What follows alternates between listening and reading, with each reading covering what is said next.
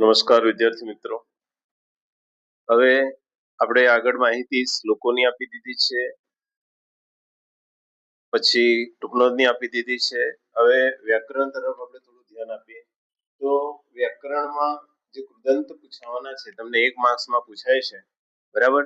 તો તમારે અહીંયા આપેલા જે 4-5 કૃદંતો છે એ 5 કૃદંતના ખાલી પ્રત્યય તૈયાર કરવાના છે, બરાબર. કૃદંત માટે તમને એક વાક્ય આપવામાં આવે છે, વાક્યમાં એક શબ્દ આપેલો હોય, એ શબ્દને નીચે અંડરલાઈન કરેલો, એની પાછળ કયો પ્રત્યય લાગેલો છે માત્ર એ જોઈને તમારે કૃદંતનો પ્રકાર ઓળખાવાનો છે.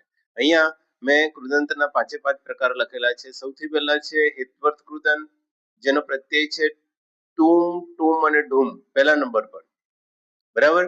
અને એનો ઉદાહરણ તરીકે દ્રષ્ટુમ, પાતુમ, ગંતુમ આવી રીતે પૂછાઈ શકે. એ પ્રમાણે સંબંધક ભૂત કૃદંત છે તો એના પ્રત્યય છે ત્વા અને ય. દાખલા તરીકે ગત્વા, પિત્વા આ પૂછાઈ શકે. અને યનો ઉપયોગ છે અવ્યય પછી થઈ શકે.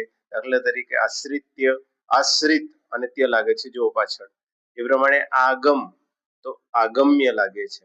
અનુભુ તો આગળ જે લાગેલા છે એ બધા અવ્યય છે, હે ને, અને પાછળ એની પાછળ પ્રત્યય લાગે છે. ત્યાર પછી જે વિદ્યાર્થ કૃદંત છે તો વિદ્યાર્થ કૃદંતના પ્રત્યય છે તવ્ય અને અનિય.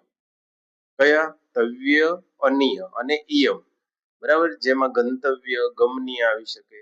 ભૂત કૃદંત છે તો એના પ્રત્યય છે વત અને વાન, અત, વત, વાન.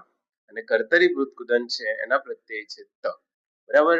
તો આ પ્રત્યયો જ ખાલી તૈયાર કરવાના છે અને શબ્દની પાછળ કયો પ્રત્યય લાગેલો છે એ ખાસ ધ્યાન રાખવાનું છે તમારે, બરાબર. એટલે 1 માર્ક્સ તમારો પાકો થઈ ગયો. Okay, thank you.